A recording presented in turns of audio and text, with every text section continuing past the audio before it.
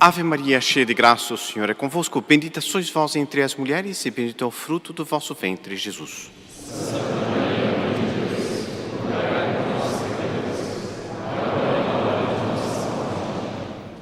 Sentem-se, por favor.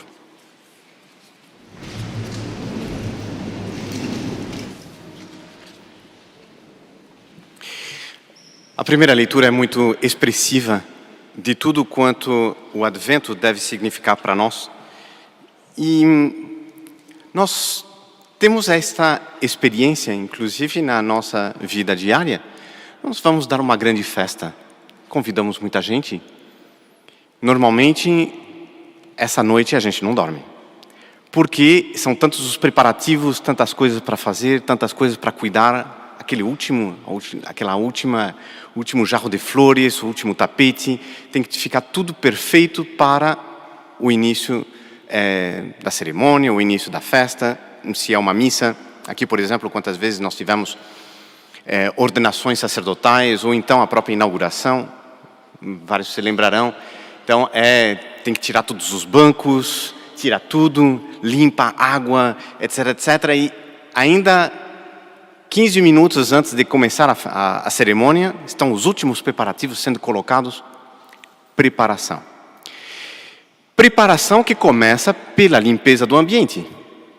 E não é diferente em relação às nossas almas. Nós devemos estar preparados para receber a nosso Senhor Jesus Cristo. Mas nosso Senhor Jesus Cristo já se encarnou, já faz 2023 anos disto, para que agora nos prepararmos para a vinda? Sim. Em primeiro lugar, porque o ciclo litúrgico ele é feito em função de um ciclo sobrenatural, são as graças que descem de Deus, descem para os homens, e tem isto de peculiar, que a cada festa da igreja, a cada momento do ciclo litúrgico, nós somos admitidos pela graça a participar dos mesmos benefícios que foram distribuídos à humanidade na época em que se deram. Nós temos na noite de Natal a consideração dos pastores. Quanta graça, quanta bênção derramada sobre os pastores. Nós podemos participar dessas graças. Nós temos depois o batismo de Cristo, nós temos as bodas de Caná, nós temos o chamado dos primeiros apóstolos, nós temos todo o ciclo litúrgico que se desenvolve em torno da vida de Nosso Senhor. Nós podemos acompanhar cada passo pela fé, pela esperança, sobretudo pelo amor. Nós participamos de todas as graças que foram sendo derramadas ao longo da história. Não é diferente com o Natal, mas aí está, se o Natal e Páscoa são as duas grandes festas da nossa religião, são os dois grandes momentos também da graça ser derramada sobre nós. E para isso nós devemos estar preparados. Por que preparados? Se nós temos uma casa, aqui nós estamos na serra, muitos ambientes ao ar livre, muitos ambientes inclusive rurais, portanto, um convívio intenso com a natureza. Se nós deixamos janelas e portas abertas durante um par de dias, a gente depois chega em cima do móvel, passa o dedo e parece que nunca foi limpo aquilo. Caiu o pó, caiu a terra, entraram bichinhos. Constantemente é preciso estar limpando a casa para estar limpa, sobretudo se a gente vai ter uma festa e receber visitas. A nossa alma, a mesma coisa. Qual é a poeira da alma? Qual é a terra que suja os móveis da alma? O pecado. E disto nenhum de nós se vê livre disto. Vejam só, nós temos missa todo domingo, nós temos missa até todo dia. Todo início de missa, nós temos aquelas palavras: irmãos e irmãs, reconheçamos as nossas culpas para celebrarmos dignamente os santos mistérios. Este pedido de perdão é um pedido de perdão feito a Deus para podermos entrar dignamente na missa, isto é, limpo de todos os pecados cometidos desde o último perdão até agora. Se são faltas veniais, são apagadas já neste ato de contrição. Eu posso também receber o perdão dos pecados veniais? Vocês veem, tem pias de água benta em todas as portas. Pega a água benta, se persigna com a água benta. todos os nossos pecados veniais são apagados. Os veniais, aqueles menores, aqueles que são perdoados facilmente. Por isso, venha. Basta uma venha, como que um perdão fácil de Deus.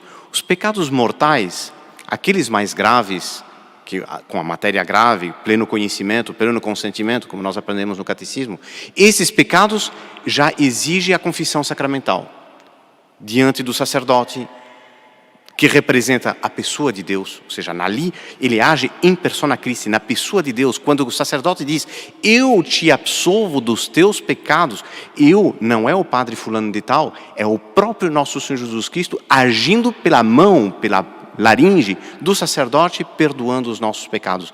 Ouvindo esta voz, materialmente vem da laringe do sacerdote, mas formalmente vem do próprio Deus, do alto do céu, eu tenho certeza, eu fui perdoado de todos os meus pecados. E aí eu estou com a casa inteiramente limpa. Ah, mas eu fui um criminoso e eu matei uma cidade inteira. Está arrependido? Quer pedir perdão a Deus? Quer colocar isto em ordem? Quer desfazer-se desse mal? Faz o propósito de nunca mais pecar? Confiança, apresente-se diante de Deus, na pessoa do sacerdote, traçado o sinal da cruz, ditas as palavras da absolvição, está tudo apagado. Se a pessoa morre nesse momento, todos nós vamos morrer. Essa é uma profecia infalível, todos nós vamos morrer. O problema é estar bem preparado para se apresentar diante de Deus na hora da nossa morte. É o papel do Evangelho. O Evangelho justamente nos trata disso. O Evangelho nos apresenta o senhor que viaja para o estrangeiro e entrega a sua casa para ser cuidado pelos empregados e coloca um vigia na porta. A cada empregado, diz nosso Senhor, distribui a cada um a sua tarefa. Distribui a cada um a sua tarefa. Cada um de nós tem uma tarefa única a cumprir por Deus. Nós não viemos a esta terra ao léu.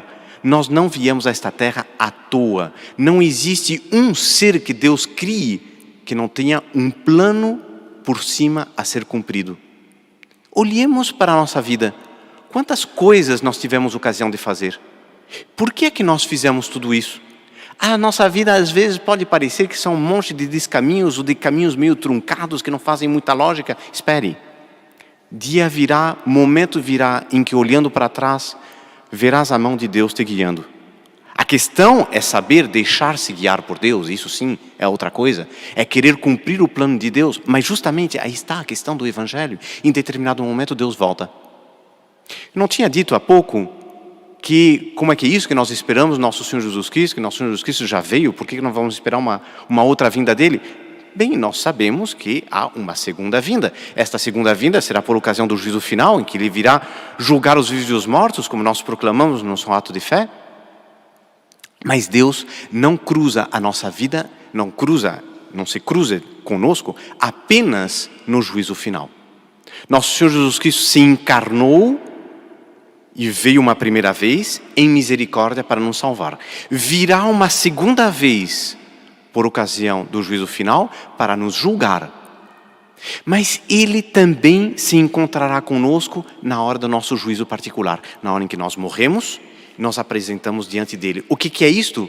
É Ele batendo à porta, é o dono da casa que volta. E quando Ele volta à nossa casa, Ele quer encontrar a tarefa cumprida. Ele nos deu a vida, e na hora em que Ele nos deu a vida, nos deu uma tarefa. Encomendou a cada um de nós uma tarefa. E quando Ele volta, Ele gostaria de encontrar esta tarefa cumprida. E esta é a nossa preparação. É o cumprimento da nossa tarefa individual. Mas isso é só na hora da morte. Há certos momentos chaves dentro da nossa vida em que Deus cruza o nosso caminho. Poderá ser um fracasso, um problema econômico, um problema no nosso trabalho, eu perco o trabalho, ou então é um acidente automobilístico, ou então é um problema de saúde grave. Pode ser uma situação boa também. Eu sou promovido no meu trabalho. E eu antes cuidava de uma coisa pequenininha, De repente me encontro à testa de toda uma coisa. De repente é um organismo internacional, de repente é um organismo nacional, mas a âmbito muito maior. Enfim, seja o que foi, eu de repente me encontro com uma responsabilidade nova. A cada um desses grandes momentos da nossa vida, nós temos um encontro com nosso Senhor. Ou Ele nos entregando uma tarefa nova, ou Ele cobrando de nós a tarefa que Ele nos entregou antes. E são os momentos em que nós nos encontramos diante de Deus. Devemos estar preparados. Quantos momentos, quantas preparações, quantos encontros com Deus. Ora, qual deve ser o exemplo a seguir no encontro com Deus, nessas preparações várias? Ninguém esperou melhor o Messias, ninguém se preparou melhor para receber o Messias do que Nossa Senhora. E Nossa Senhora, se vamos analisar a atitude dela diante da vinda do Messias, a atitude dela enquanto preparação para a vinda do Messias, nós vamos encontrar 3 aspectos essenciais. O primeiro aspecto é que Nossa Senhora espera. Como todo o povo judeu, estavam há milênios esperando o Redentor. Esse Redentor tinha sido já prometido para Adão na hora da falta, na hora do pecado original, na hora do grande desastre que nos trouxe para essa terra de exílio. Já naquela hora estava prometido o Salvador. E desde então, a humanidade inteira esperando o Salvador que viria. Nossa Senhora une-se a esta espera. Como? Rezando, amando, desejando, pedindo a Deus pela vinda. E isto é uma característica da verdadeira esperança. A verdadeira esperança é quando nós estamos ardorosas pela vinda de um plano de Deus e nós estamos constantemente pedindo que aquilo se realize logo. Nossa Senhora em Fátima, ela nos promete que o triunfo do Imaculado do Coração dela se dará depois de um período de prova, depois de um período de dificuldade, mas em determinado momento ele triunfará. E nós devemos viver em função desse triunfo. É isso que nos dá a esperança de viver no meio de um mundo tantas vezes atravessado por crises, por dificuldades, nós mesmos na nossa vida pessoal, passando por tantas dificuldades, mas nós temos uma esperança para a terra, aqui neste mundo, ao triunfo do Imaculado Coração de Maria. E no outro mundo, nós temos a esperança da salvação, que depois de uma vida de luta, de sofrimento, talvez, mas, do outro lado, nós encontramos a Deus para nos premiar da luta bem desenvolvida nesta terra, da tarefa cumprida. Por outro lado, Nossa Senhora não contenta-se em esperar, ela também ajuda a realizar, ela se põe a campo. Ela diz, faça-se em mim segundo a tua vontade. Ela se une à vontade de Deus. Outra lição para nós. Quantas vezes Deus age na nossa vida e nós colocamos resistências? Às vezes nós temos um movimento interior de alma. Ainda eu estava ouvindo isto, destes dias, uma confidência de uma pessoa que estava passando pela rua de ônibus e estava preocupada com esse problema. Eu preciso colocar minha vida em ordem, eu tenho tal problema, eu tenho tal outro, este aspecto não está bem para com Deus, eu preciso de uma ajuda. A quem encontrar, como pedir, como resolver isso? São tantos os meus problemas, eu sei que eu não estou bem com Deus, eu preciso ajeitar isso. E começou a rezar para Nossa Senhora, para obter a graça de colocar-se em ordem. Nessa hora um ônibus estava passando na frente de uma igreja. Ele bateu assim, sabe essas ideias que cruzam a cabeça da gente, você não sabe por que de repente veio essa ideia maluca. E a gente, vou descer aqui, vou entrar na igreja e ver, de repente tem alguma coisa. Desceu, entrou, quando entrou, estava havendo uma missa. E na missa o sacerdote estava falando justamente do sacramento da confissão. E da bondade de Deus que se manifesta na confissão, na confiança que nós devemos ter em Deus, que Deus quer nos salvar, Deus quer nos ajudar. A necessidade de nós colocarmos a vida em ordem, ela disse, isto aqui é o que eu precisava. Terminou a missa, foi atrás do padre e o padre atendeu. E esta pessoa depois saía contando esse fato, dizia, olha, vejam como Nossa Senhora atende quando a gente faz o pedido. Na hora veio a palavra certa, no momento certo, na hora em que ela não imaginava. Assim é Deus conosco. Deus está muito mais desejoso da nossa salvação do que nós mesmos. Mas Ele quer que nós aceitemos estes pequenos gestos que Ele coloca no nosso caminho. E às vezes isso aparece através de um sofrimento. Mas de dentro do sofrimento, muitas vezes vem a chave da solução. Se nós somos flexíveis em deixar-nos governar, mais ou menos como uma criança que vai para uma sala de aula e o professor explica um monte de coisas e ela entende só metade e ela se pergunta por que o professor está falando tudo aquilo. Se ela for flexível e realmente se deixar conduzir, no fim do ano ela recebe um 10. E depois esse 10 não é apenas um 10 num papel, pode ser o início de uma carreira brilhante naquela matéria, que no início ela não tinha muita atração. O que aconteceu? Ela foi flexível em deixar-se guiar pelo professor. Assim, nós temos também um professor, que é muito mais que um professor, é um pai, é um redentor, é um criador. E ele quer nos levar pelo caminho certo, é deixar-se conduzir como Nossa Senhora se deixou conduzir. Em terceiro ponto, Nossa Senhora, imediatamente que ela recebe a visita do anjo, ela mesma se põe a visitar Santa Isabel. E nessa visita a Santa Isabel, ela começa, com este fato, uma vida de apostolado. Constantemente junto a Nosso Senhor Jesus Cristo, atraindo almas para Ele. O exemplo mais característico é a boda de Caná. Fazei o que Ele vos disser. E isto é papel nosso, porque aqui nós encontramos outros aspectos da liturgia de hoje. Uma das formas por onde Deus chega até nós é através dos outros. Uma boa palavra, um bom conselho, um bom exemplo. Nós podemos ser ocasião de um contato das almas com Deus. E isto nos leva a uma outra conclusão para a nossa liturgia de hoje. Muitas vezes, Deus, que quis na carne vir até nós por meio de Nossa Senhora, muitas vezes quererá chegar a outras almas por meio de nós.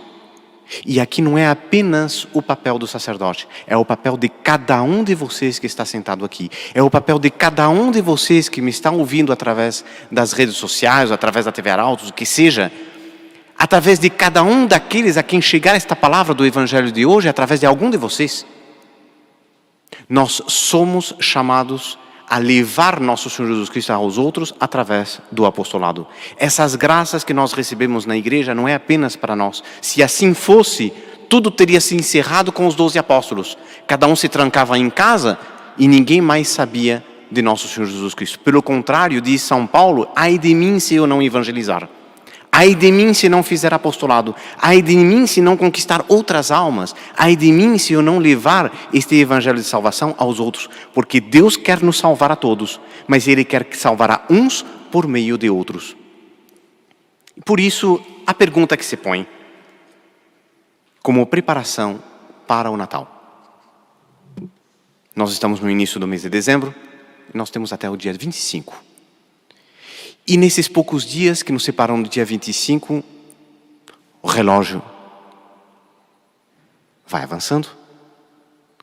E nós devemos nos perguntar, a quantas ando eu no relógio no meu ano? Quando começou o ano, no dia 1º de janeiro, Deus me entregou uma tarefa para este ano. A quantas ando eu no cumprimento desta tarefa? Será que eu chego até o fim do ano? Talvez. Talvez não.